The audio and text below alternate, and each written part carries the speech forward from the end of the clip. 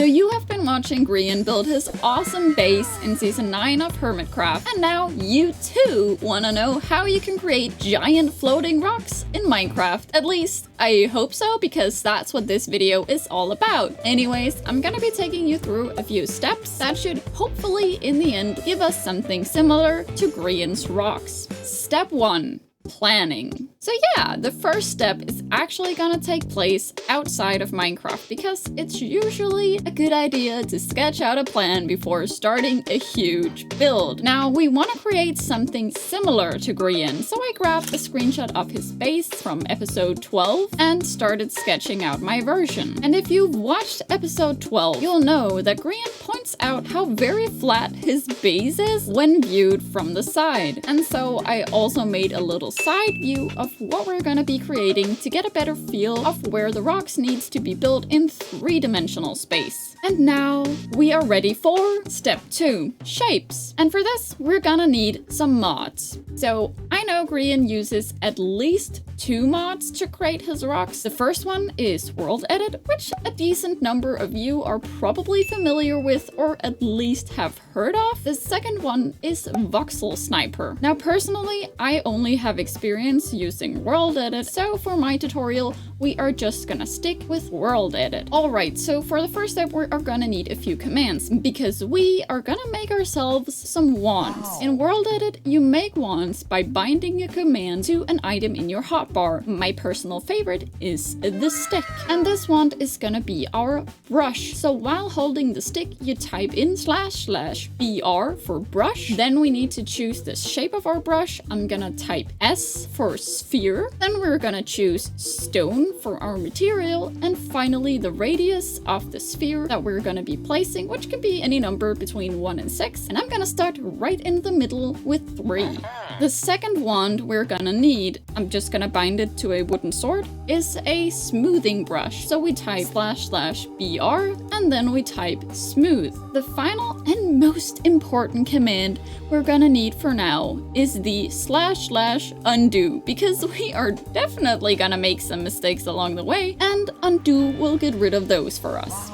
Now, as you can see, I'm using the stick to place a bunch of spheres onto each other, and I'm simply trying to get the general shape of the first rock. Now, obviously, this is very rough, so to get some finer detail, I'm changing the brush size down to round out some of the jaggedness. And finally, I'm also going in and manually fixing the shape. And that's the first rock done. Now let's just repeat that with a bigger rock. Alright, so I've changed the size of my brush back up, and I'm just gonna start getting the general shape down, and I also want to make sure it looks like the 2 bottom rocks are resting on each other.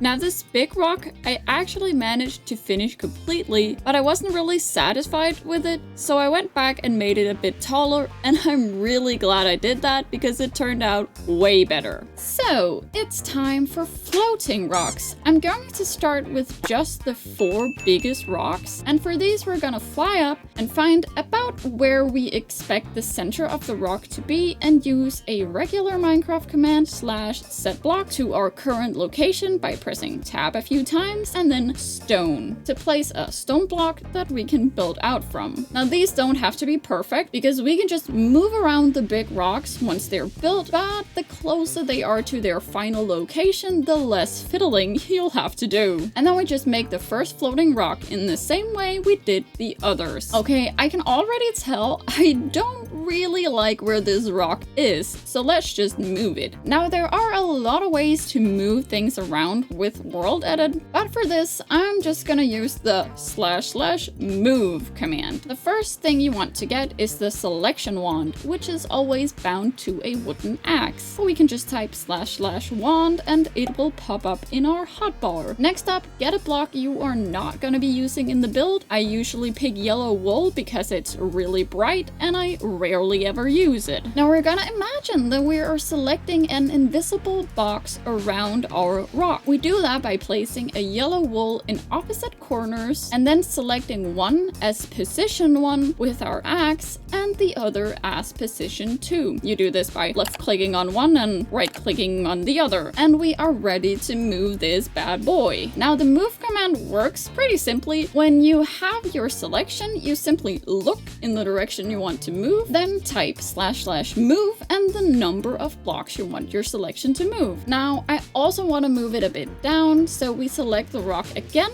and then type the same command while looking down. And now we can pretty much rinse and repeat for 3 more rocks. And so I got to work trying to make each rock look unique. One kind of triangular, the middle one a round boulder, and a tall one just like Grian had. And at the end, I made one final repositioning of all the rocks, and I think we are ready to move on to the small rocks. Now it's a lot easier to build the small rocks now because we can just build them in relation to where the large rocks are. Now the actual building method is the same, although because they are so small, a lot of the work ends up being manual tweaking, but in the end I had all the rocks done. Now let's just take one last look, but this time without shaders, and I still don't like the placement of this rock, so let me just move that, and we're on to step 3, detailing. Grian builds with some very well thought out block palettes. Now I'm gonna be totally real with you. I'm not 100% sure how he paints these onto the rocks, but I'm gonna do my best to imitate how his rocks look, and then I'll just tell you my way of doing it. So the first thing I'm gonna do is introduce you to a new command, the global mask or G-mask.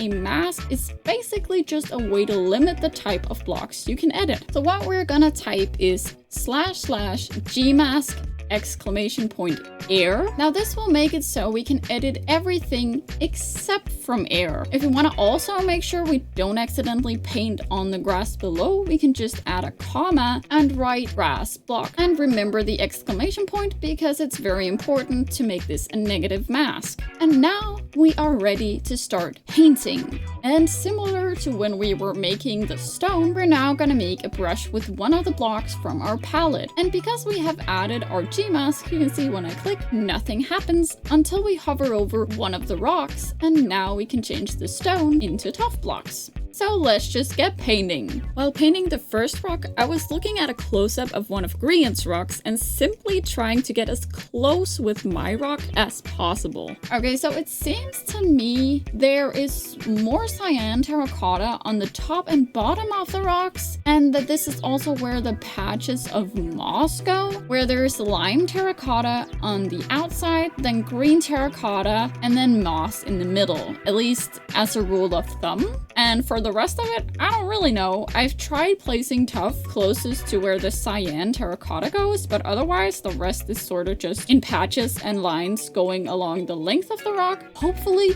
it'll make a bit more sense once I've done a few more rocks. And so I did basically all the other rocks. And if you didn't catch the block palette from the few seconds I showed it, it consists of stone as a base, light gray wool, andesite, tough, and cyan terracotta as the gray blocks, and the moss patches are made of lime terracotta, green terracotta, and of course, moss blocks.